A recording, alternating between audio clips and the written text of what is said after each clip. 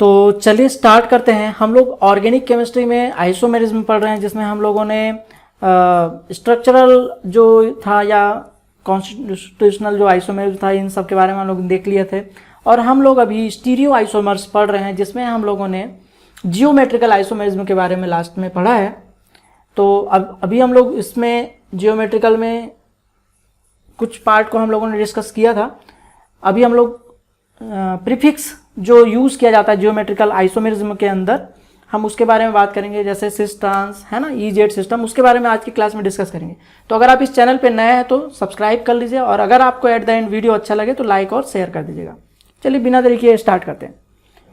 तो देखिए, हम लोग जो कॉन्फ़िगरेशनल जो स्टडी कर रहे हैं, है ना, कॉन्फ़िगरेशनल समावयवता के बारे में जो हम स्टडी कर रहे हैं, आइसोमेरिज्म है ना, ज्यामितीय, जहाँ पे हम लोग ये बोल रहे थे कि मॉलिक्यूल का स्ट्रक्चरल फार्मूला सेम होता था और मॉलिकुलर फार्मूला सेम होता था, लेकिन जो उसका मॉलिक्यूल या ग्रुप जो जुड़ा हुआ है उसका अरेंजमेंट अलग अलग होता था, डिफरेंट होता था।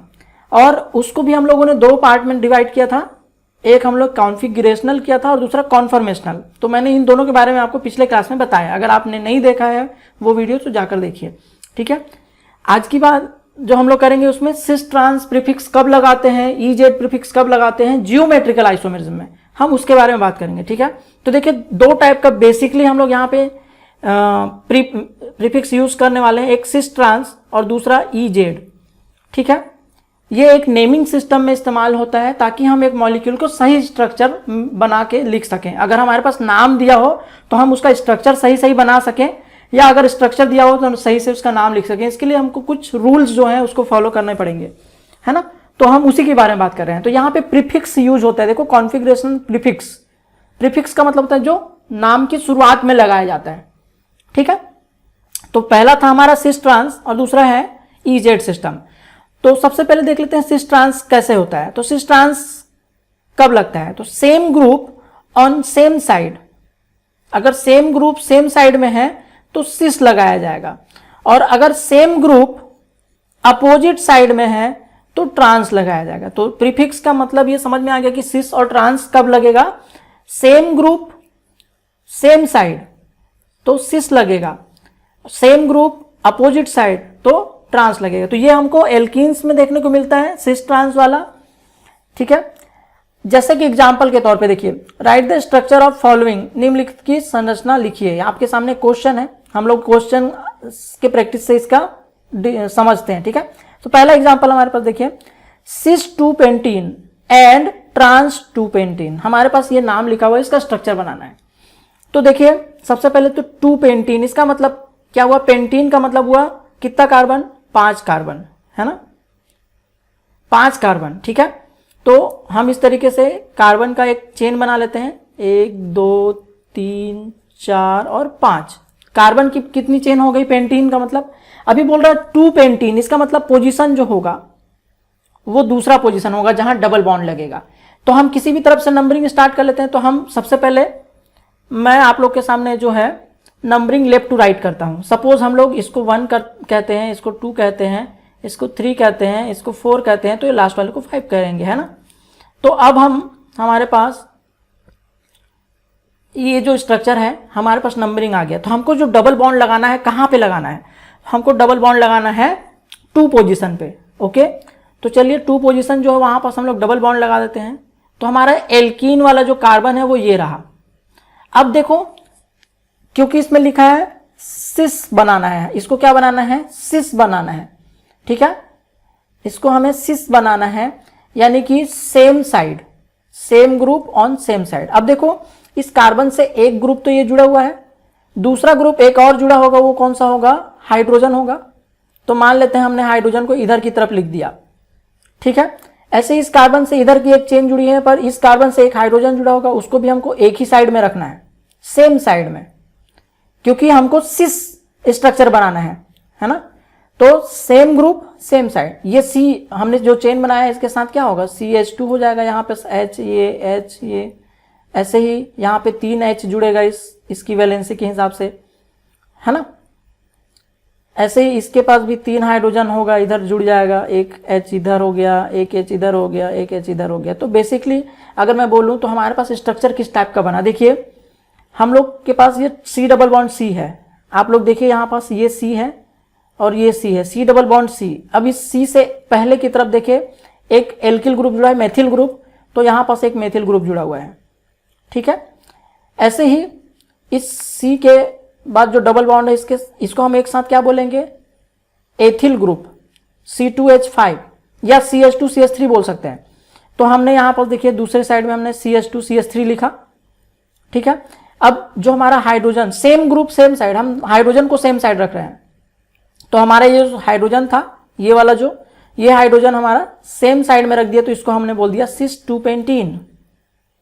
ऐसे ही अगर हमको ट्रांस बनाना होगा तो हमको क्या करना पड़ेगा, सेम ग्रुप को अपोजिट साइड में रखना पड़ेगा। तो ट्रांस 2पेंटीन में देखो जो H है, जो सेम ग्रुप है, वो अपोजिट साइड में है, तो इसको अब हम बोलेंगे ट्रांस। तो सेम साइड के लिए सिस इस्तेमाल होता है और अपोजिट साइड के लिए क्या यूज होता है, ट्रांस। चलिए दूसरा एक एग्जांपल देखते हैं। हमारे पास देखो सिस ब्यूटीन डाइओइक एसिड है और ट्रांस ब्यूटीन डाइओइक है ना। तो ये जो हमारे पास दो नाम दिख रहे हैं, सिस ब्यूटीन डाइओइक एसिड, डाइओइक का मतलब COOH जो ग्रुप है ये 2 बार आ रहा है, और सिस है मतलब 2 बार सेम साइड आएगा, ठीक है। तो देखिए ब्यूटीन बोल रहा है, ब्यूटीन का मतलब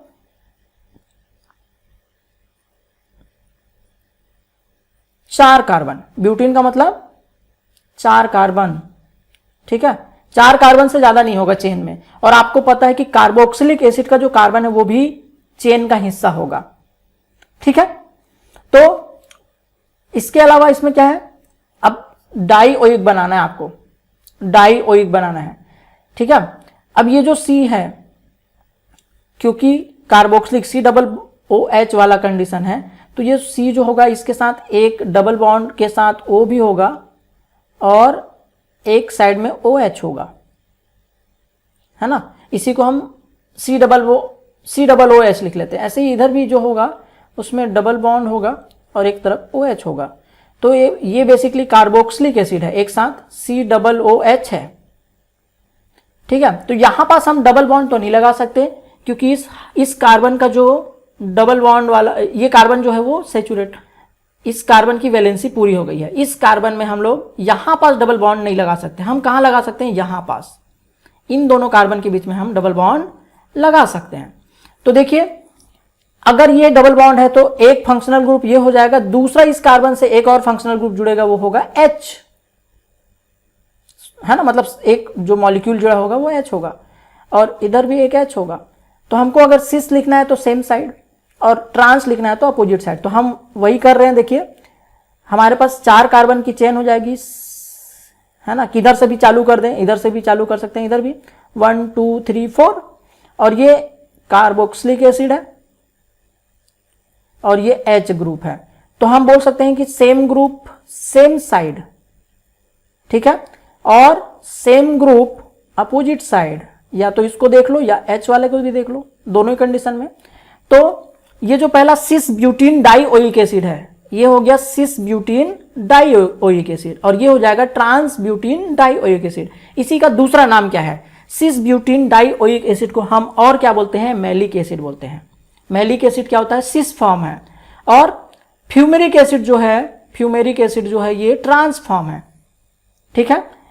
तो ये जो स्ट्रक्चर आप यहां पे सामने देख रहे हो, तो आई होप आप लोग को सिस और ट्रांस क्या होता है ये समझ में आ गया होगा। आप मॉलिक्यूलर स्ट्रक्चर देख के सिस ट्रांस बता सकते हो, या अगर नाम दिया हुआ है तो आप उसके हिसाब से स्ट्रक्चर ड्रॉ कर सकते हो, है ना। आई होप, मुझे लगता है ये काम अब आप लोग को आसानी से हो जाएगा।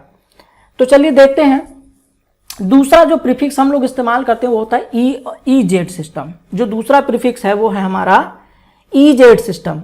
अब EZ सिस्टम जो है, इसको अगर हमको समझना है कि EZ हम कब लगाएंगे, तो उसके लिए हमारे पास एक कंडीशन है। देखिए EZ प्रीफिक्स लगाने के लिए mainly used for this type compound. किस टाइप का कंपाउंड?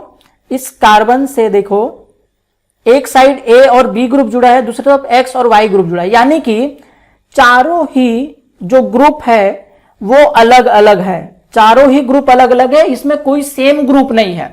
जब सेम ग्रुप नहीं है तो हम सेम ग्रुप सेम साइड वाला कंसेप्ट नहीं लिख सकते, ठीक है। हम यहां पास क्या देख रहे हैं कि हमारा ये जो EZ सिस्टम है ये कहां पे अप्लाई होता है? जहां पास कार्बन डबल बॉन्ड कार्बन जो था, इसके बाद इसके जो दो सब्स्टिट्यूट होते थे, तो ये इन दोनों में से इधर का एक और इधर का एक मिलता था, तो हम सेम ग्रुप सेम साइड और सेम ग्रुप अपोजिट साइड का कंसेप्ट तो लगा सकते थे। लेकिन अगर ऐसा हो जाए कि इसका एक जो है, जैसे आपके सामने एग्जांपल के तौर पे अगर मैं बोलूं कि यहां पास एक H जुड़ा है, यहां पे एक CH3 जुड़ा है, यहां पास OH जुड़ा है ना, और यहां पास मान लेते हैं C2H5 जुड़ा है, तो ऐसे देखिए चारों ही ग्रुप अलग अलग है, चारों ही ग्रुप क्या है? अलग अलग है। अब आप यहां पर सिस ट्रांस में जो हम लोग सेम ग्रुप सेम साइड में सिस लिखते थे और सेम ग्रुप अपोजिट साइड में ट्रांस लिखते थे, पर यहां पास तो कोई भी ग्रुप सेम नहीं है, तो फिर इसका हम नॉमेनक्लेचर कैसे कर पाएंगे? कैसे हम इसको लिख पाएंगे, है ना? तो वहां पास एक सिस्टम डेवलप होकर आया, वो है हमारा EZ प्रीफिक्स सिस्टम। तो कंडीशन समझ में आ गया कि EZ कब लगेगा। अब EZ जो होता है बेसिकली ये डिराइव्ड है वर्ड से, देखो ये एंजन, इसका मतलब होता है अपोजिट साइड, और ये है जुसमन, इसका मतलब होता है टुगेदर या सेम साइड। तो देखो अब हम लोग जो E और Z जो यूज करेंगे, यहां पास हम लोग सेम साइड के लिए Z का इस्तेमाल करेंगे, अपोजिट साइड के लिए E का इस्तेमाल करेंगे। याद रखना E के लिए हम लोग अपोजिट साइड वाला यूज करेंगे, अब Z वाला सेम साइड में करेंगे। लेकिन ये अपोजिट साइड और सेम साइड का कंसेप्ट हम लाएंगे कैसे, जब यहां सेम ग्रुप है ही नहीं। तब यहां पास एक कंसेप्ट डेवलप होकर आता है प्रायोरिटी। जो हमारा कार्बन के साथ जुड़ा हुआ ग्रुप होगा, ये जो कार्बन है इसके साथ जो भी सब्स्टिट्यूट होंगे, जो ग्रुप जुड़े हुए होंगे, इन दोनों ग्रुप में, जैसे अगर मैं बोलूं यहां पे A ग्रुप है, यहां पे B ग्रुप है, यहां पे X है और यहां पे Y है, अगर मैं ऐसा एक मान के चलूं, तो A और B इन दोनों में हाई प्रायोरिटी किसकी है, हमको ये डिसाइड करना होगा। ऐसे ही X और Y में हाई प्रायोरिटी किसकी है, दोनों में कौन बड़ा, हमको ये डिसाइड करना है कि A और B में कौन बड़ा और X और Y में कौन बड़ा।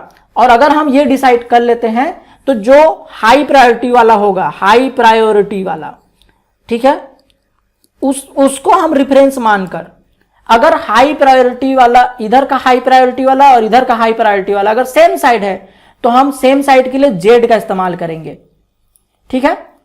तो जैसा आप देख रहे हैं high priority same side, HP जो लिखा हुआ है इसका मतलब है हाई प्रायोरिटी, है ना, LP का मतलब लो प्रायोरिटी।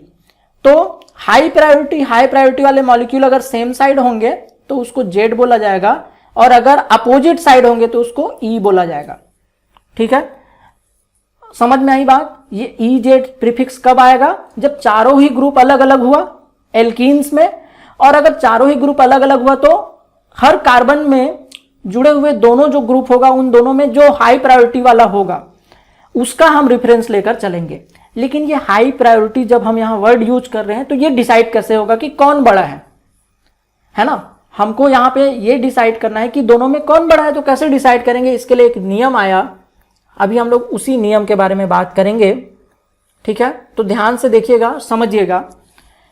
हमको हाई प्रायोरिटी डिसाइड करने के लिए कि दोनों मॉलिक्यूल में कौन बड़ा है, उसको डिसाइड करने के लिए हमारे पास एक सिस्टम आया जिसको हम बोलते हैं CIP सिस्टम। इसको हम क्या बोलते हैं, CIP सिस्टम। CIP जो है, CIP सिस्टम या CIP रूल बोलते हैं, ये कहां से डेवलप हुआ है, ये कहां से वर्ड आया, तो ये 3 साइंटिस्ट थे, उनके नाम के इनिशियल्स को मिला के बनाया गया है ना, कान इनगोल्ड प्रिलोग। कान इनगोल्ड प्रिलोग जो है, इसके इनिशियल्स को लेकर ही CIP वर्ड इस्तेमाल किया गया, और इन तीनों ने मिलकर ये जो सिस्टम है उसको डेवलप किया था, नेमिंग सिस्टम को, ठीक है। A system of prioritising group for purpose of labelling configuration. हमको कॉन्फ़िगरेशन बताने के लिए जो लेबल करने का सिस्टम है, उस पर्पस के लिए ये प्रायोरिटी वाला ऑर्डर, या किस ग्रुप को हमको फर्स्ट प्रायोरिटी देना है, इसके लिए ये सिस्टम डेवलप किया गया है ना। नेम्ड आफ्टर, इसका नाम कब दिया गया? आफ्टर रॉबर्ट एस कान, है ना। इसका जो कान का है इसको हमने वर्ड ले लिया। फिर ये इसका भी ये है ना, ये सब जो ईयर लिखा है, कब पैदा हुए कब मरे, उसके बारे में, ठीक है, जो भी था। तो एक तो ये हो गया। दूसरा क्रिस्टोफर इनगोल्ड, इनगोल्ड का आई वाला पार्ट ले लिए। ऐसे ही वाल्डमिर प्रिलोग, है ना, सॉरी वाल्डमिर प्रिलोग जो थे, इसका प्रिलोग वर्ड से पी ले लिया गया। तो आप लोग को ये तो पता चल गया कि कहां से आया। Who receive the Nobel prize, इनको इसके लिए नोबेल प्राइज मिला था कब? 1975 में, 1975 में इस चीज के लिए इनको नोबेल प्राइज मिला। Priority is based on atomic number, किसके आधार पे प्रायोरिटी डिसाइड होगा? देखो, atomic number with the heaviest isotopes first, with the heaviest isotope first, ठीक है, of the first atom of the group. Group का जो पहला एटम होगा, उस पहले एटम का एटॉमिक नंबर डिसाइड करेगा कि उसको पहला प्रायोरिटी देना है या दूसरा। तो रूल क्या कहता है? The higher the atomic number the higher the priority. अगर एटॉमिक नंबर यानी कि परमाणु क्रमांक जो है, अगर वो हायर है, ज्यादा बड़ा है, तो उसी मॉलिक्यूल को हम हाई प्रायोरिटी दे देंगे। तो if the first atom is in two groups are identical, अगर ऐसा होता है कि दोनों ग्रुप में जो फर्स्ट एटम है वो दोनों में सेम अगर हो जाता है, तो इसके बाद हमको कैसे डिसाइड करना पड़ेगा कि दोनों में कौन बड़ा है? तो फिर हम सेकेंड एटम के आधार पे डिस्कस करेंगे कि अगर पहला वाला एटम, अभी जब मैं आपको एग्जांपल से समझाऊंगा तो ये चीज और अच्छे से समझ में आएगी।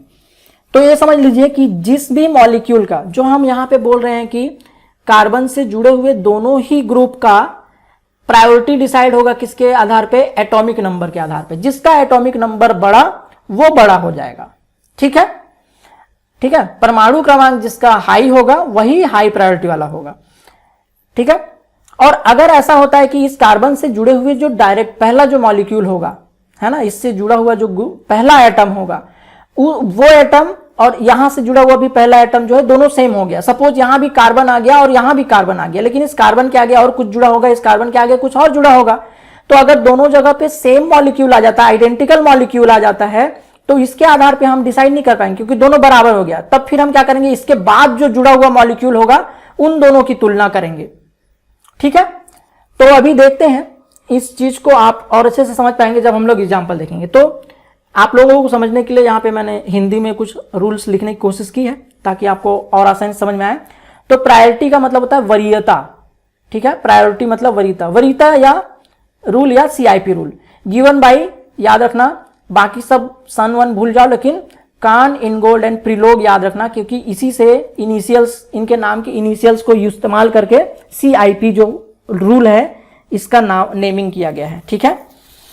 देखिए रूल फर्स्ट क्या बोलता है? Priority is directly proportional to atomic number, यानी एटॉमिक नंबर जिसका बड़ा वो जो होगा ग्रुप होगा वो बड़ा होगा। दूसरा रूल क्या कहता है? रूल फर्स्ट तो हो गया जिसका एटॉमिक नंबर बड़ा वो बड़ा।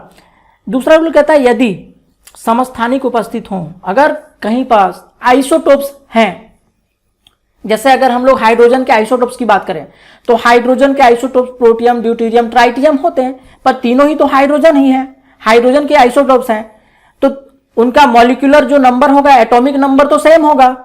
अगर मैं बोलूं कि हाइड्रोजन में, अगर मैं बोलूं कि एक जगह पे हाइड्रोजन है, दूसरे जगह पे ड्यूटेरियम है, तो इन दोनों में अगर हमको डिसाइड करना पड़ा, एक तरफ ड्यूटेरियम जिसको हम डी से डिनोट कर रहे हैं, एक तरफ हाइड्रोजन, हाइड्रोजन अगर लिखता है मतलब ये नॉर्मल है, नॉर्मल हाइड्रोजन है।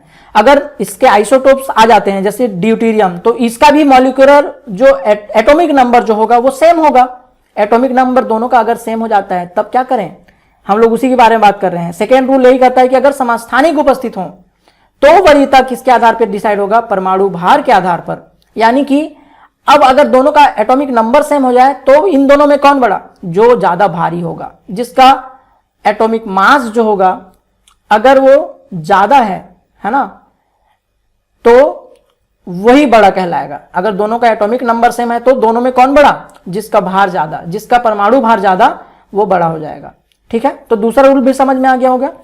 तीसरा रूल क्या कहता है? यदि दोनों ग्रुप को का प्रारंभिक एटम एक समान हो तो वरीयता अगले एटम के एटॉमिक नंबर के आधार पर दी जाती है।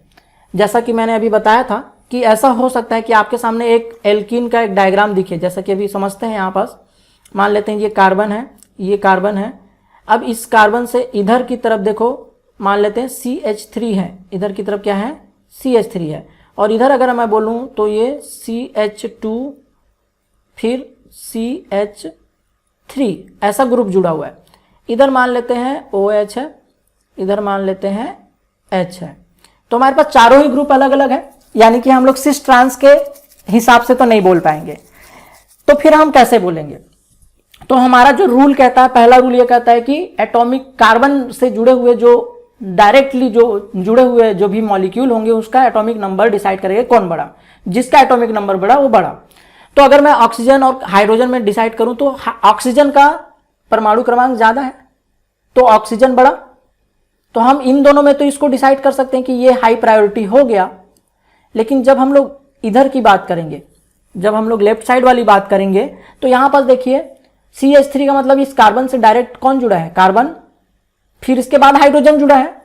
ऐसे ही इधर CH2 है, यानी इस कार्बन से भी डायरेक्ट कौन जुड़ा है? कार्बन। तो अगर मैं कार्बन कार्बन का एटॉमिक नंबर की बात करूं तो दोनों का एटॉमिक नंबर क्या हो जाएगा? सेम हो जाएगा। तो इन दोनों कार्बन के आधार पे तो हम इन दोनों में कौन बड़ा हम नहीं बता पाएंगे। तो फिर क्या करें? तो फिर हम इसके बाद जो जुड़े हुए एटम होंगे हम उसका क्या देखेंगे? एटॉमिक नंबर देखेंगे। तो देखिए यहां पास क्या हो जाएगा? इस कार्बन के बाद 3 हाइड्रोजन है, एक इधर, एक इधर और एक इधर। अगर ऐसा मान लेते हैं अभी, है ना, फिलहाल के लिए ये मैं लिख रहा हूं ब्लू कलर से। तो 3 हाइड्रोजन है। ऐसे इस कार्बन के बाद 2 हाइड्रोजन है, एक हाइड्रोजन इधर, एक हाइड्रोजन इधर और एक कार्बन है। ये वाला एक कार्बन भी है जो डायरेक्टली जुड़ा है इस कार्बन से, है ना। तो अब हमको दोनों में कार्बन कार्बन सेम हो गया तो इसके आधार पर डिसाइड नहीं कर सकते। फिर अगला मॉलिक्यूल देखेंगे, इससे जुड़ा हुआ अगला कौन है? हाइड्रोजन जुड़ा है, इधर भी हाइड्रोजन जुड़ा है। तो ये भी डिसाइड नहीं कर पाएगा क्योंकि दोनों का मॉलिक्यूलर जो एटॉमिक नंबर होगा वो सेम हो जाएगा।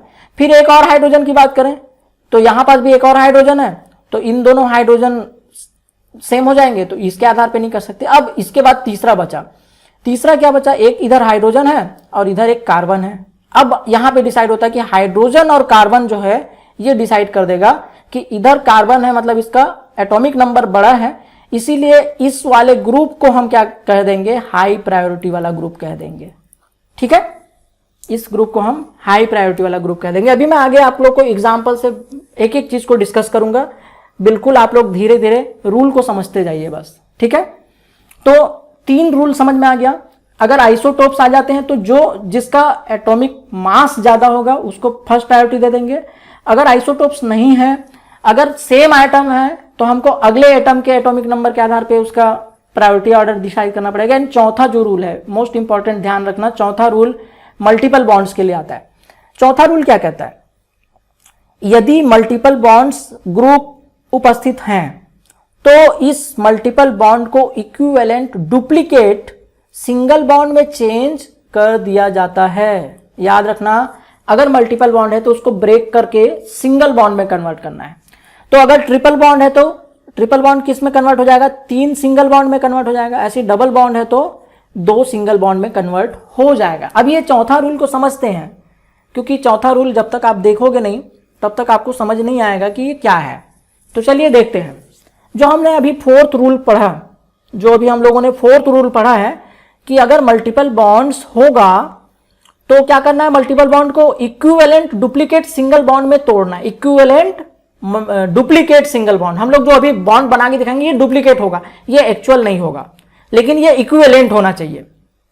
अब ये कैसे बनता है समझते हैं। जैसे आपके सामने एक डायग्राम में देखिए, अगर C डबल बॉन्ड C होता और इसके साथ ये 2 H जुड़ा है, इधर एक जुड़ा है और इधर का भी ये टर्मिनल है, ठीक है।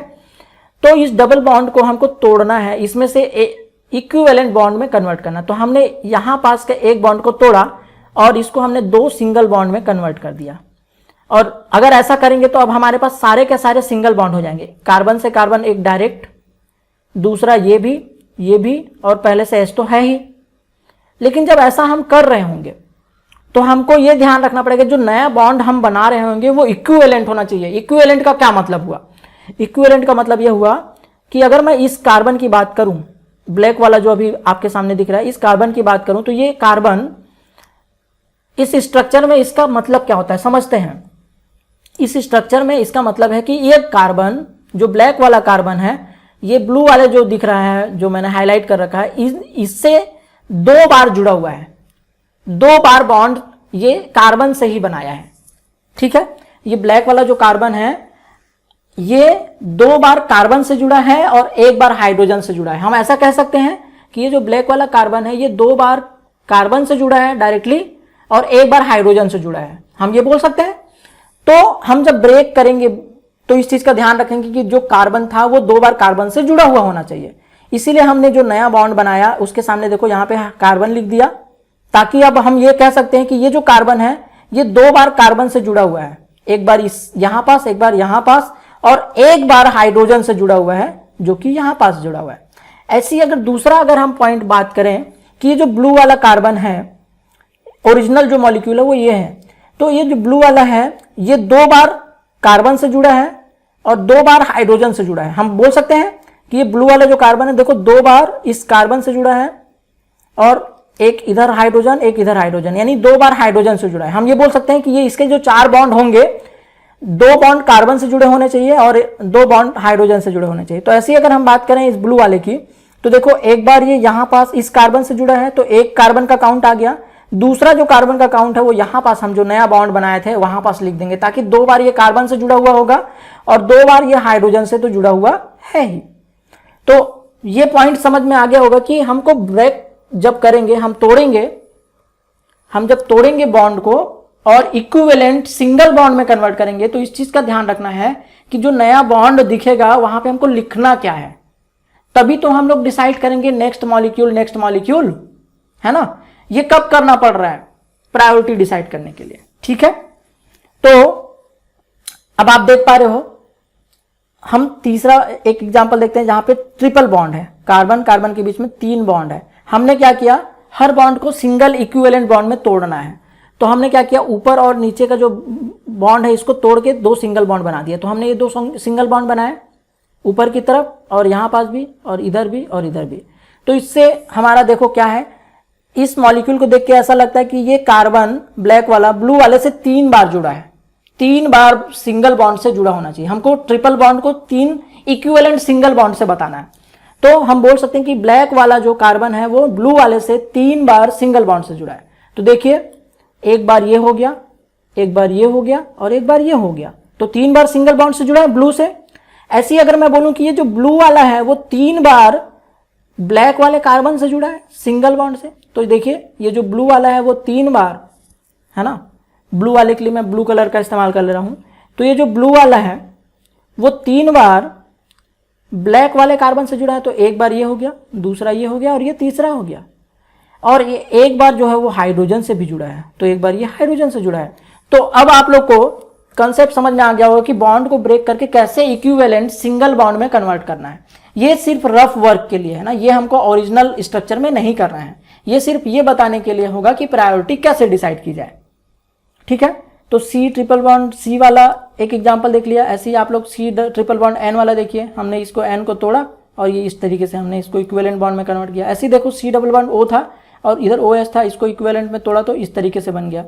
तो आई होप आप लोग को मल्टीपल बॉन्ड को सिंगल इक्विवेलेंट बॉन्ड में कन्वर्ट करना आ जाएगा, क्योंकि ये चारों चीज जब तक हम नहीं जानेंगे हम Z और E सिस्टम का इस्तेमाल करना नहीं सीख पाएंगे। तो Z कब होता है याद रखना, Z सेम साइड के लिए यूज होगा और E होगा अपोजिट साइड के लिए। यहां पास मैं आप लोग को एक ट्रिक बताना चाहूंगा ताकि हमको कभी कंफ्यूज ना हो कि सेम साइड के लिए E इस्तेमाल करते हैं कि Z। ठीक है, यहां पास हमारा उल्टा कंसेप्ट चलेगा, याद रखना यहां पास हमारा उल्टा कंसेप्ट चलेगा। कैसे, आप देखिए जब हम लोग अल्फाबेट E लिखते हैं तो E के सारे ही पांव एक साइड होते हैं, सेम साइड में होते हैं। E जब लिखते हैं अल्फाबेट E तो इसके सारे ही पांव जो होते हैं वो एक ही साइड में होते हैं, यानी सेम साइड में होते हैं। तो याद रखना कि अगर इसके पांव सेम साइड में हैं तो तो ये किसके लिए यूज होगा? अपोजिट साइड के लिए यूज होगा। पांव अगर सेम साइड है तो किसके लिए इस्तेमाल होगा? अपोजिट, उल्टा करना है हमको। और जेड की बात करें तो जेड में देखो पांव उल्टा होता है, एक का पांव इधर है, दूसरे का पांव इधर है, एक दूसरे के अपोजिट पांव है। जेड का अगर हम अल्फाबेट लिखें तो जेड का एक पांव इधर इस साइड दिख रहा है, एक दूसरे साइड दिख रहा है, अपोजिट साइड है ना। तो अगर जेड का पांव अपोजिट साइड है तो ये किसके लिए इस्तेमाल होगा? सेम साइड के लिए इस्तेमाल होगा। तो जैसा दिखता है उसका उल्टा करना है। ये ट्रिक है आप लोग को याद रखने के लिए कि ई कब लगाना है और जेड कब लगाना है। ठीक है, सेम साइड के लिए जेड और अपोजिट साइड के लिए ई। ओके, तो अगर आप लोग ये समझ चुके हैं तो हम लोग क्वेश्चन प्रैक्टिस करते हैं प्रायोरिटी डिसाइड करने के लिए और ई जेड बताने के लिए कि ई और जेड में से कौन सा होगा। ठीक है, तो मैं यहां पर सिर्फ उसको सर्कल करने वाला हूं जो हाई प्रायोरिटी का है। यहां पास स्ट्रक्चर जितने भी देखेंगे मैं वो स्ट्रक्चर बताने की कोशिश कर रहा हूं जिसमें हाई प्रायोरिटी को हम सर्कल से हाईलाइट करेंगे, लो प्रायोरिटी को हम सर्कल नहीं करेंगे। तो आप लोग देख के जान सकते हो। तो चलिए देखते हैं, आपके पास क्वेश्चन है, find out the type of configuration E और Z present in following compounds. निम्नलिखित यौगिकों में मौजूद विन्यास के प्रकार का पता लगाइए। कौन सा प्रकार का है? यहां पे ई प्रकार का है कि जेड प्रकार का है। ठीक है, तो चलिए देखते हैं ई और जेड सिस्टम के बारे में। ठीक है, अब आपके सामने देखो क्वेश्चन तो ये है, यहां पास एक कार्बन होगा और यहां पास भी एक कार्बन होगा जिसके बीच में डबल बॉन्ड है। तो हमको क्या करना है? देखो चारों ही मॉलिक्यूल अलग अलग है, इधर क्लोरीन है, इधर कुछ और मॉलिक्यूल है, इधर कुछ, चारों ही अलग अलग ग्रुप है। तो हम सेम साइड और अपोजिट साइड डिसाइड करने के लिए CIP रूल का इस्तेमाल करेंगे। तो सबसे पहले हम इस कार्बन में देखते हैं। तो देखिए इस कार्बन से डायरेक्टली यहाँ पे क्लोरीन जुड़ा है और यहाँ पे कार्बन जुड़ा है। तो कार्बन और क्लोरीन में मॉलिक्यूलर जो नंबर होगा, एटॉमिक नंबर जो होगा, वो किसका ज्यादा होगा? क्लोरीन का। ऑब्वियस सी बात है। तो क्लोरीन को हमने हाई प्रायोरिटी दे दिया, जैसा कि आप नीचे देख पा रहे हो। तो लेफ्ट साइड वाले में हाई प्रायोरिटी क्लोरीन को मिल गया। ऐसे ही राइट साइड में देखो कार्बन और नाइट्रोजन है। तो कार्बन और नाइट्रोजन में से कौन बड़ा? तो नाइट्रोजन बड़ा। Molecular number, atomic number nitrogen का ज्यादा है। ठीक है, नाइट्रोजन का कितना है? 7, कार्बन का कितना है? 6 है। तो कौन बड़ा? नाइट्रोजन। तो हमारा जो अमीन ग्रुप है ये बड़ा हो जाएगा, हाई प्रायोरिटी वाला हो जाएगा। तो हमने यहां पे हाई प्रायोरिटी। अब देखो हाई प्रायोरिटी अपोजिट साइड, इसका मतलब कौन सा? ई। आप लोग देख पा रहे हैं यहां पास अपोजिट साइड के लिए ई। ठीक है, तो अगर हमको ये मल्टीपल बॉन्ड को अभी तोड़ने की जरूरत नहीं पड़ी। क्यों? क्योंकि हमारा जो कार्बन और नाइट्रोजन जो है यही डिसाइडिंग फैक्टर है। कार्बन और नाइट्रोजन जो है डिसाइड कर देता है कि दोनों में कौन बड़ा। अगर दोनों ही जगह सेम मॉलिक्यूल होता तब हमको बॉन्ड तोड़ के आगे बढ़ने की जरूरत पड़ती।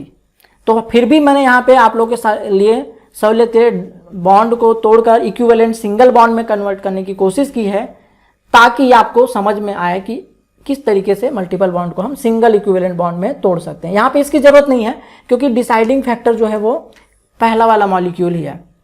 ठीक है, ऐसे ही चलिए दूसरे एग्जाम्पल पे चलते हैं।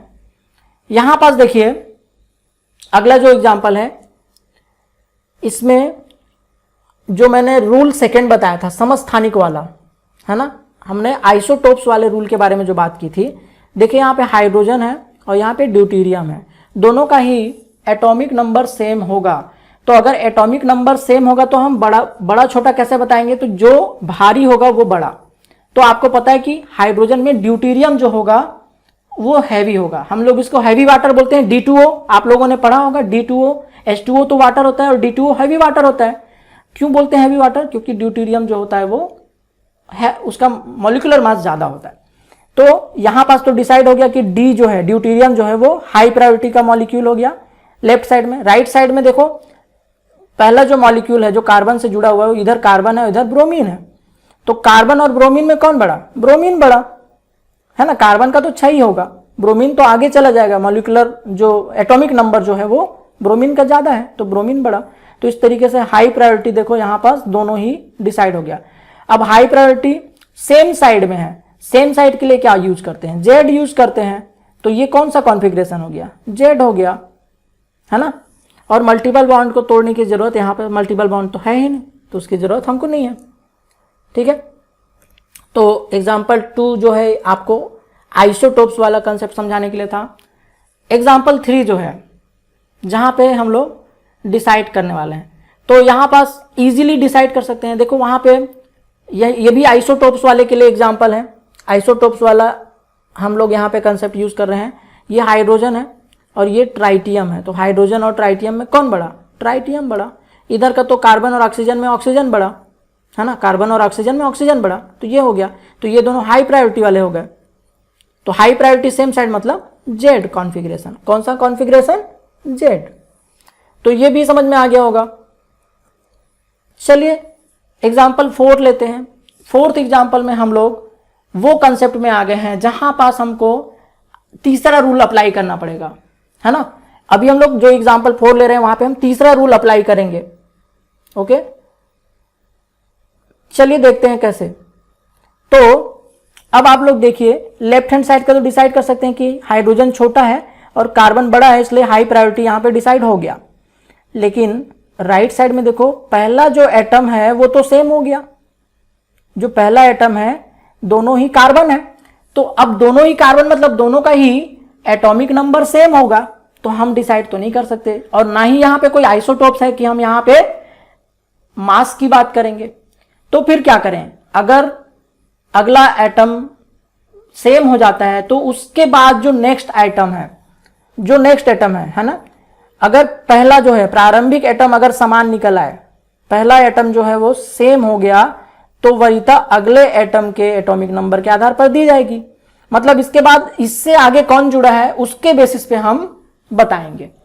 तो जैसा कि आप देख रहे हो कि ये जो कार्बन है, अगर मैं इसको स्ट्रक्चर को खोल के बनाऊंगा तो इस राइट साइड में आप लोग देख रहे हैं इस टाइप का बनेगा। एक कार्बन जो है इससे एक हाइड्रोजन जुड़ा है और 2 क्लोरीन जुड़ा है, Cl2 लिखा है ना, तो 2 क्लोरीन जुड़ा है, ठीक है।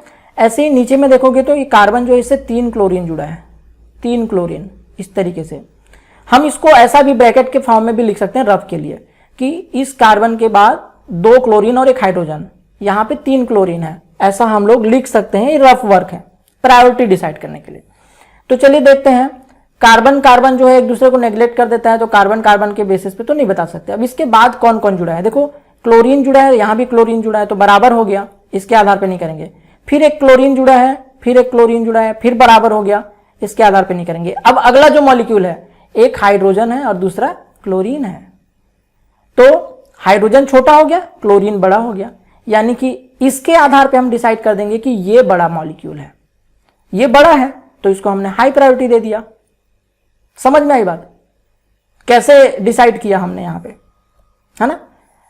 एक क्लोरीन दूसरे क्लोरीन के बराबर बैलेंस हो गया, जैसे यहां कार्बन कार्बन के बराबर था, ऐसी क्लोरीन क्लोरीन के बराबर हो गया। दूसरा क्लोरीन इधर दूसरे क्लोरीन के बराबर हो गया। तीसरा जो मॉलिक्यूल हुआ वो H है और Cl है, तो ये दोनों डिसाइड कर देगा कि दोनों में कौन बड़ा। दोनों में जो बड़ा होगा उधर वाला मॉलिक्यूल बड़ा कहलाएगा। तो ये क्लोरीन बड़ा है, इसलिए इधर वाला जो था वो जो इसका ग्रुप है वो बड़ा हो गया, ठीक है। CIP रूल का तीसरा रूल लगाने का कंसेप्ट समझ में आ गया होगा। चलिए देखते हैं CIP रूल लगाने का जो हम लोग चौथा कंसेप्ट अभी देखेंगे, मल्टीपल बॉन्ड को तोड़ने वाला कंसेप्ट है ना। मल्टीपल बॉन्ड को तोड़ने वाला कंसेप्ट का जरूरत पड़ेगा, अभी आगे देखते हैं। तो यहाँ पे एग्जांपल देखिए, यहाँ पे सिंपल ही है, यहाँ पे हमको ज़्यादा दिमाग नहीं लगाना पड़ेगा। क्लोरीन और ब्रोमीन में कौन बड़ा, तो ब्रोमीन बड़ा है ना। क्लोरीन और ब्रोमीन में अगर हम बात करें तो ब्रोमीन बड़ा, एटॉमिक नंबर ज़्यादा, इसलिए ब्रोमीन यहाँ पे बड़ा हो गया। ऐसे ही कार्बन से एक बार हाइड्रोजन जुड़ा एक बार कार्बन, तो कार्बन बड़ा, इसलिए ये वाला ग्रुप बड़ा। तो ये भी सिंपल था, ठीक है। यहाँ पे भी ज़्यादा दिमाग नहीं लगाना। अगर हाई प्रायोरिटी अपोजिट साइड के लिए ई फॉर्म, तो ये हो गया ई कॉन्फ़िगरेशन, कौन सा, ई हो गया। चलिए अब जो हमारा कंसेप्ट आ रहा है वो है बॉन्ड तोड़ने वाला, जो रूल 4 है। अभी हम लोग अगले एग्जाम्पल में इसको इस्तेमाल करने जा रहे हैं, तो ध्यान से देखिएगा क्यों इसकी जरूरत पड़ी है, क्यों मल्टीपल बॉन्ड को तोड़ने की जरूरत पड़ी है ना। हमको कैसे पता चलेगा, तोड़ने की क्यों जरूरत पड़ी, तो चलिए देखते हैं क्यों जरूरत पड़ी। सबसे पहली बात तो आपके सामने ये क्वेश्चन है जिसमें यहाँ पे एक कार्बन होगा, यहाँ पे एक कार्बन है जिसके बीच में डबल बॉन्ड है। अब ये जो कार्बन है इससे जुड़े हुए ग्रुप, यहाँ पे हाइड्रोजन है, यहाँ पे कार्बन है, तो यहाँ पे तो डिसाइड कर दिए कि कार्बन बड़ा है तो ये ग्रुप हाई प्रायोरिटी वाला हो गया, ठीक है। लेकिन राइट साइड में जब बात करें तो फिर पहली बार कार्बन दिखेगा, दूसरी बार भी कार्बन दिखेगा, तो दोनों सेम ग्रुप हो गया। अब सेम ग्रुप हो गया तो अगले से हमको डिसाइड करना पड़ेगा कि अगला जो मॉलिक्यूल है वो डिसाइड करेगा कि कौन बड़ा। अब यहां पास दिक्कत यह आएगी कि ये जो कार्बन है इसके पास 3 मॉलिक्यूल जुड़ा है, ये कार्बन के पास एक ही मॉलिक्यूल जुड़ा है, तो एक का कंपैरिजन यहां पे, सॉरी, ये जो कार्बन है इससे 3 हाइड्रोजन जुड़ा हुआ, 3 मॉलिक्यूल जुड़ा है बेसिकली, और ये जो कार्बन है यहां पास एक मॉलिक्यूल जुड़ा है और फिर उसके बाद एक मॉलिक्यूल जुड़ा है। समझ में आ रही बात? एक का कंपैरिजन हम 3 से कैसे करें, ठीक है, एक का कंपैरिजन हम 3 से कैसे करें, इसीलिए हमको क्या करना पड़ता है, मल्टीपल बॉन्ड को सिंगल बॉन्ड में कन्वर्ट करना पड़ता है। तो हम ये मल्टीपल बॉन्ड को तोड़ रहे हैं, तो देखिए इस तरीके से टूटेगा। जो एक कार्बन है ये 3 बार कार्बन से जुड़ा है, तो ये 3 बार कार्बन से जुड़ गया, देखो एक बार यहाँ, एक बार यहाँ और एक बार यहाँ, तो इसका पूरा हो गया। ऐसे ही जो राइट साइड वाला कार्बन है वो भी 3 बार कार्बन से जुड़ा है, तो राइट साइड वाले के लिए अगर देखें तो एक बार यहाँ जुड़ा, एक बार यहाँ जुड़ा, एक बार यहाँ जुड़ गया, तो इसका भी 3 का इक्विवेलेंट सिंगल बॉन्ड बन गया, और एक H तो पहले से ही है। अब हम लोग इसको डिसाइड कर सकते हैं, अब हमको नेक्स्ट मॉलिक्यूल में जाने में आसानी होगा। तो देखिए पहला जो मॉलिक्यूल है वो ये दोनों है जो इस कार्बन से डायरेक्टली जुड़ा है, तो डायरेक्टली जुड़ने वाला मॉलिक्यूल सेम हो गया, तो इसके आधार पे तो हम लोग प्रायोरिटी नहीं बता सकते। तो इसके बाद नेक्स्ट कौन सा है, तो इसके बाद देखो नेक्स्ट है यहां पे H और यहां पास है C, यहां पास है H, यहां पास है C और यहां पास H है, यहां पास C है, तो हमको कौन बड़ा दिख रहा है, C बड़ा दिख रहा है, क्योंकि हाइड्रोजन से C का जो एटॉमिक नंबर होगा वो बड़ा ही होगा। तो इसीलिए अब हम लोग इसको हाई प्रायोरिटी डिसाइड कर पाएंगे, ठीक है। तो दोनों हाई प्रायोरिटी सेम साइड, मतलब कौन सा कॉन्फ़िगरेशन, जेड कॉन्फ़िगरेशन, प्रीफिक्स में जेड लगाएंगे जब हम लोग नॉमेनक्लेचर देंगे तो, ठीक है। तो आई होप आप लोग को ये कंसेप्ट रूल समझ में आ गया होगा, है ना। अच्छा, अभी जो हमने एग्जांपल देखा उसमें आप लोगों को ये लगा होगा कि मल्टीपल बॉन्ड को नहीं भी तोड़ते तब भी पता चल जाता, पर अगला जो एग्जांपल है ये आपको जरूर बता देगा कि क्यों तोड़ने की जरूरत पड़ रही है। तो देखिए अगले एग्जांपल पे ध्यान दीजिए। यहां पर देखिए लेफ्ट साइड वाले में तो आपको दिख रहा है कि कार्बन है, यहां पास भी कार्बन है, तो कार्बन और हाइड्रोजन में कौन बड़ा, कार्बन बड़ा, इसलिए इसको हमने हाई प्रायोरिटी दे दिया। लेकिन जब राइट साइड में जाएंगे तो ये भी कार्बन, ये भी कार्बन, अब कैसे करें, ये दोनों कार्बन निकल आया, फिर दिमाग में आता है कि अगला मॉलिक्यूल देखें, तो इसके बाद अगला मॉलिक्यूल एक हाइड्रोजन दिख रहा है, यहां पास भी एक हाइड्रोजन दिख रहा है, तो ये भी सेम हो गया, इसके भी बेसिस पे हम नहीं बता पाएंगे। फिर दिखता है कि यहां पे भी कार्बन दिखता है, यहां पे भी कार्बन दिखता है, यहां पास भी कार्बन दिखता है, अब कैसे करें, यहां पास तो हमारे पास प्रॉब्लम आ रहा है कि इस कार्बन से यहां पे भी कार्बन है, यहां पे भी कार्बन, सेम मॉलिक्यूल मतलब सेम एटॉमिक नंबर, तो ये तो डिसाइड नहीं कर सकता। अगले पे चले जाएं तो एक H यहां दिख रहा है, एक H यहां दिख रहा है, ये भी सेम मॉलिक्यूल हो गया। फिर अगले पे चले जाएं, अब हमारे पास देखो यहां पास 2 कार्बन दिख रहा है, यहां पास 1 कार्बन दिख रहा है जो डायरेक्टली इससे जुड़ा है। तो अब 2 कार्बन का 1 कार्बन से कैसे कंपैरिजन करें, कर सकते हैं क्या? अगर ऐसा करने जाओगे तो आपके दिमाग में आएगा कि जो 2 कार्बन वाला है इसको हम बड़ा बना देते हैं, ये 2 कार्बन वाला है, यहां पास तो 1 ही कार्बन है, तो हम इसको बड़ा बना देते हैं, ऐसा हमारे दिमाग में आ सकता है ना। इसीलिए यहां इक्विवेलेंट बॉन्ड तोड़ने का कंसेप्ट का एक्चुअल यूटिलाइजेशन समझ में आएगा। तो इसको गौर से देखिए, हम लोगों ने इसका तो डिसीजन कर लिया कि ये बड़ा है, ये छोटा है। राइट साइड वाला हम देख रहे हैं कि इस कार्बन के बाद जो कार्बन है वो सेम हो गया, तो इसके बेसिस पे तो हम नहीं बता पाएंगे। फिर हम हाइड्रोजन देखते हैं, इसके बाद अगला कौन कौन जुड़ा है, इस कार्बन से अगला ये हाइड्रोजन जुड़ा है, ये कार्बन जुड़ा है और ये भी कार्बन जुड़ा हुआ है, ठीक है। ऐसे ही अगर हम लोग यहां पास भी देखें तो इस कार्बन के बाद देखो अगला क्या क्या जुड़ा है, मैं सिर्फ उस पर सर्कल करूंगा। तो इसके बाद अगला हाइड्रोजन जुड़ा है, इधर अगला कौन जुड़ा है, कार्बन जुड़ा है, और इधर भी अगला कार्बन जुड़ा है। तो अब हम लोग जो जो नेग्लेक्ट होते जाएगा उसको काटते जाएंगे, ठीक है, जो नेग्लेक्ट होता जाएगा उसको काटते जाएंगे। तो चलिए देखते हैं, ये क्या कहता है कि अगर प्रारंभिक एटम समान है तो अगले पे जाना है, तो हम अगले पे जा रहे हैं। तो ये पहला वाला समान निकला तो इसको छोड़ दिया, अगले पे जा रहे हैं। यहाँ पे देखो एक कार्बन है और यहाँ पास भी देखेंगे तो एक कार्बन है, कैंसिल हो गया। यहाँ पे भी एक कार्बन दिखा, यहाँ पे भी एक कार्बन दिखा, कैंसिल हो गया। यहाँ पे भी एक हाइड्रोजन दिखा, यहाँ पे भी हाइड्रोजन दिखा, कैंसिल हो गया। मतलब अगर मैं बोलूँ कि इस कार्बन से आगे जो जुड़ा हुआ मॉलिक्यूल है तो 2 C और 1 H है, CH। ऐसे यहाँ पास भी अगर देखें तो C और H है। मतलब अभी भी हमारे पास सेम कंडीशन है, अभी भी हम डिसाइड नहीं कर पा रहे। तो फिर आगे क्या करें, तो फिर हम आगे इसके और आगे बढ़ेंगे कि इसके आगे कौन जुड़ा है। तो अब मैं सर्कल वो करूंगा जो इसका जो लास्ट पोर्शन था उससे आगे कौन कौन जुड़ा है। तो हम देखते हैं कि इसके आगे ये हाइड्रोजन जुड़ा है, ये हाइड्रोजन जुड़ा है और ये कार्बन जुड़ा है ना। ऐसे यहाँ पे देखो ये हाइड्रोजन जुड़ा है, ये हाइड्रोजन जुड़ा है, ये हाइड्रोजन जुड़ा है, ऐसे इधर भी ये हाइड्रोजन, ये हाइड्रोजन, ये हाइड्रोजन, ऐसा बहुत सारा जुड़ा हुआ है। तो हमारा कार्बन वाला कंसेप्ट तो फेल हो गया। कार्बन वाले कंसेप्ट के बाद हाइड्रोजन वाले कंसेप्ट पे चलते हैं। तो देखते हैं, देखिए यहाँ पे हाइड्रोजन, यहाँ पे हाइड्रोजन, यहाँ पे कार्बन, यहाँ पास तीनों ही हाइड्रोजन है, यहाँ भी तीनों ही हाइड्रोजन है।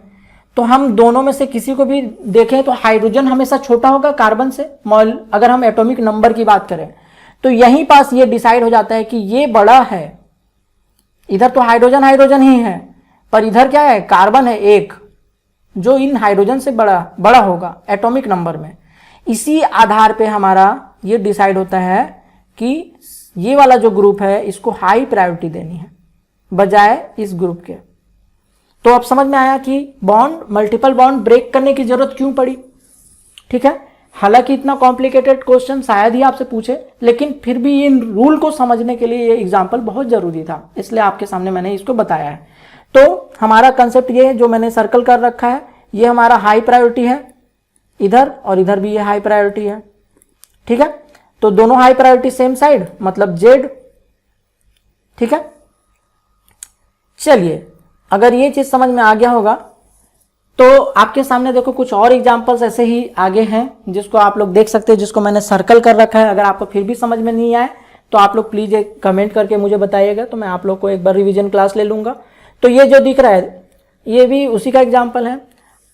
आगे आपके सामने एक क्वेश्चन आता है ना। अभी तक हम लोग स्ट्रक्चर देख के EZ सिस्टम बता रहे थे, अभी हमारे पास फॉर्मूला है, हमको उसका स्ट्रक्चर ड्रॉ करना है। अगला जो क्वेश्चन है, इस टाइप के भी क्वेश्चन हो सकते हैं कि right the structure of the following compound, निम्नलिखित कंपाउंड की संरचनाएं लिखिए। इसका स्ट्रक्चर बनाना है, ड्रॉ करना है, गलत नहीं होना चाहिए।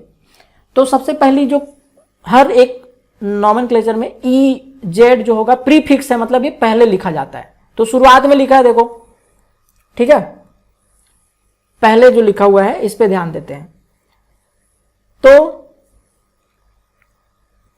स्ट्रक्चर पे ध्यान देना, जैसे आप लोग देख रहे हैं E और Z को हम पहले भूल जाते हैं, हम पहले देखते हैं कि इस पूरा कार्बन स्केलेटन कितना लंबा है।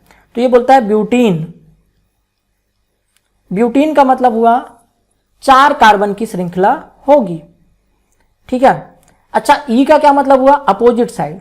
E का क्या मतलब हुआ, अपोजिट साइड। तो हम क्या करेंगे, 4 कार्बन की श्रृंखला बना रहे हैं, 4 कार्बन की चेन बना रहे हैं, और ईन है मतलब एल्कीन होगा। तो C डबल बॉन्ड C तो हम बना देते हैं, और हमको E मतलब अपोजिट साइड वाला कंसेप्ट रखना पड़ेगा। तो हम इसको ऐसा बना लेते हैं पहले से, C।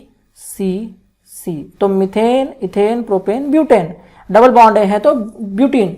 और हमको पता है कि 2 ब्यूटीन बोल रहा है, मतलब दूसरे पोजीशन पे डबल बॉन्ड है। यहां तक का कंसेप्ट तो क्लियर हुआ।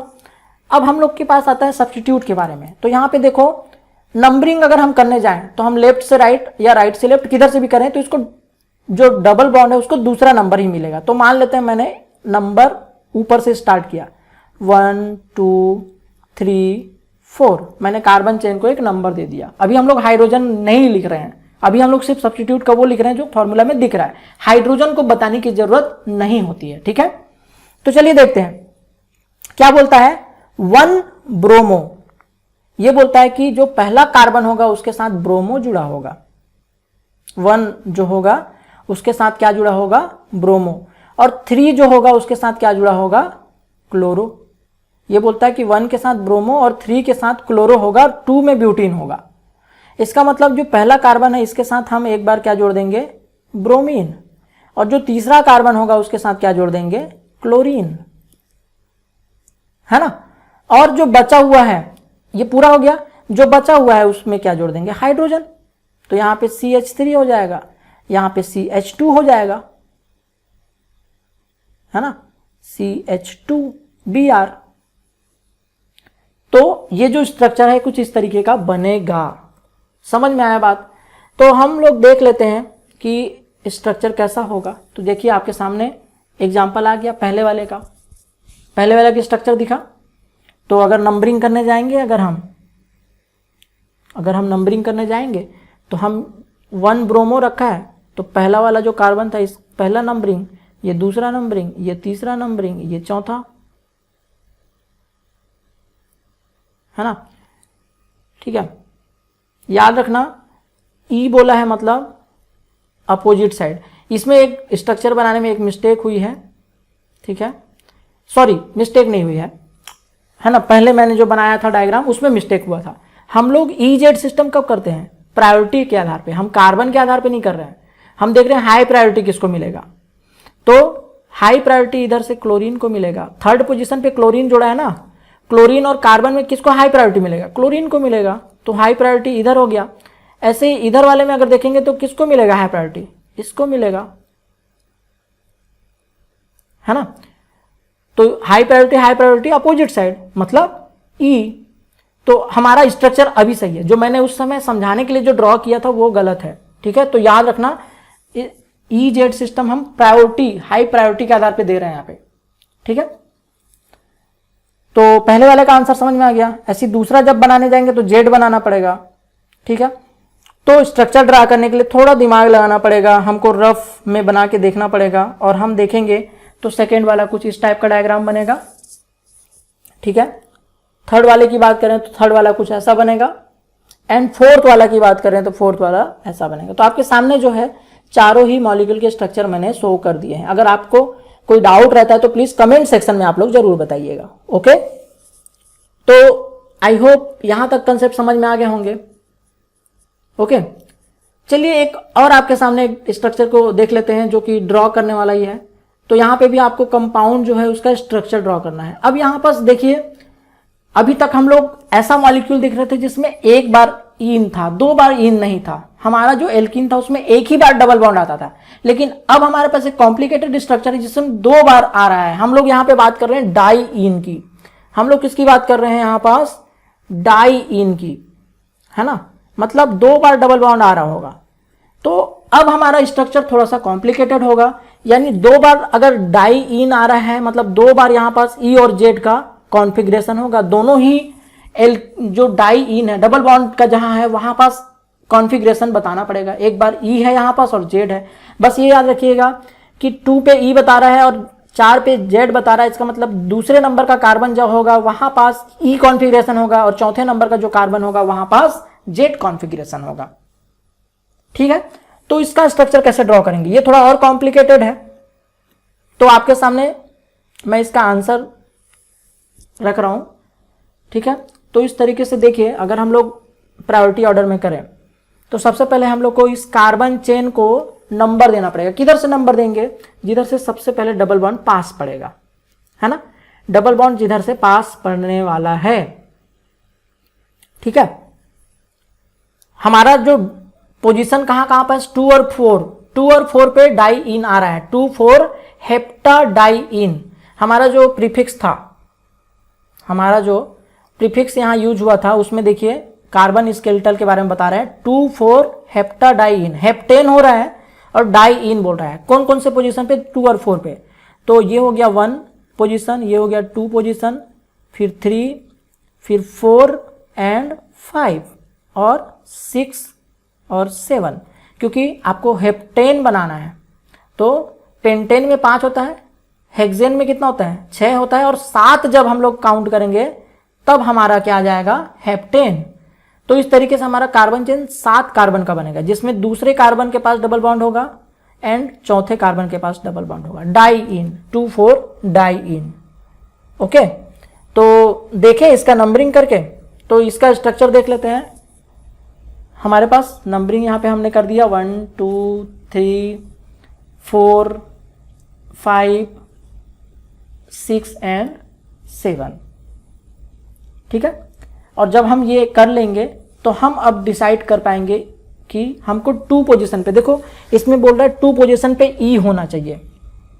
क्या बोल रहा है इसमें 2 पोजीशन पे ई होना चाहिए।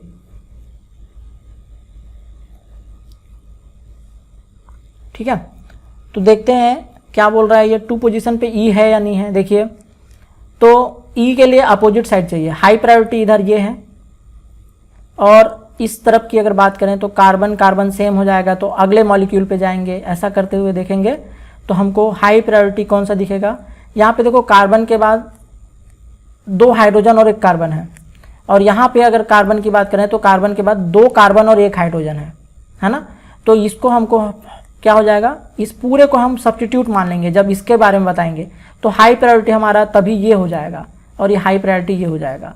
तो ई में क्या होता है, ई में अपोजिट साइड होता है, तो ई बन गया दूसरे के लिए। ठीक है, अभी हम लोग जब चौथे नंबर के कार्बन के बारे में डिस्कस करेंगे, तो चौथे नंबर पे कार्बन के लिए करेंगे तो देखिए हमारा जो इधर वाला अगर देखें तो ये हाई प्रायोरिटी है क्लोरीन, और ये जो है कार्बन है, तो ऑब्वियस सी बात है इसको लो प्रायोरिटी देंगे। तो ये अगर जेड है, ये अगर जेड है, इसका मतलब सेम साइड होना चाहिए। तो देखिए इधर हाइड्रोजन है और इधर कार्बन वाला है जुड़ा हुआ है, इसका मतलब ये पूरा का पूरा जो ग्रुप है, इधर का ये जो पूरा ग्रुप होगा, ये पूरा ही ग्रुप एक सब्स्टिट्यूट होगा और वो फर्स्ट प्रायोरिटी वाला होगा, है ना। ये हाइड्रोजन तो छोटा है, ये फर्स्ट प्रायोरिटी नहीं होगा, तो इधर हाई प्रायोरिटी ये हो गया और इधर हाई प्रायोरिटी ये हो गया। हाई प्रायोरिटी सेम साइड मतलब जेड। तो हमारा जो कॉन्फ़िगरेशन था वो यहाँ पे प्रूफ भी होता। तो हमारा जो मॉलिक्यूल है वो इस तरीके से ड्रॉ होगा यहाँ पे। ओके, अगला एक और है हमारे पास, देखो फार्मूला दिया हुआ है। अभी हमारे पास फार्मूला दिया है C2H12Bri। इस स्ट्रक्चर के क्या बनाने हैं, यहाँ पे आपके पास क्वेश्चन क्या है, देखिए right all possible configurations of the following compound. दिया हुआ जो नीचे फार्मूला दिया है या जो भी कंपाउंड दिया है उसके सभी पॉसिबल कॉन्फ़िगरेशन ड्रॉ करने हैं। ई जेड जितना भी बनेगा, हमारे पास एक मॉलिक्यूलर फार्मूला क्या दिया है, हमारे पास मॉलिक्यूलर फार्मूला, ठीक है ध्यान दीजिएगा, हमारे पास मॉलिक्यूलर फार्मूला है C2FClBri। हमारे पास ये मॉलिक्यूलर फार्मूला है और इसी के आधार पे हमको कॉन्फ़िगरेशन बताना है। सी और ई और जेड वाला कॉन्फ़िगरेशन की ही बात हम कर रहे हैं। ठीक है, 2 कार्बन होगा तो 2 कार्बन ऐसा होगा। अब 2 कार्बन के बाद हमारे पास इसके बीच में डबल बॉन्ड बनेगा, इसके बाद 4 मॉलिक्यूल और जुड़ेंगे, है ना। F होगा, Cl होगा, Br होगा और I होगा। इस टाइप से ये फार्मूला बनेगा। लेकिन इसके कॉन्फ़िगरेशन, क्योंकि ये जियोमेट्रिकल आइसोमेरिज्म है, क्योंकि यहाँ पे डबल बॉन्ड आ गया कार्बन कार्बन के बीच में, इसका मतलब इसके बहुत सारे कॉन्फ़िगरेशन या स्ट्रक्चर पॉसिबल हैं। तो अभी हमारे पास जो क्वेश्चन है वो यही है कि इसके जितने भी पॉसिबल स्ट्रक्चर हैं उन सभी स्ट्रक्चर को ड्रॉ करना है। ठीक है, तो चलिए देखते हैं। सबसे पहले हमारे पास एक स्ट्रक्चर निकल के आता है जिसमें हमने F को क्या कर दिया है, पहले फिक्स कर दिया। क्योंकि F को फिक्स रखेंगे उसके आधार पे हम दूसरा क्या मॉलिक्यूल रख रहे हैं उसके बारे में बात करें। तो हमने F को फिक्स रखा है। अब F के साथ हम पहला एक मॉलिक्यूल फिक्स कर रहे हैं, वो है ब्रोमीन।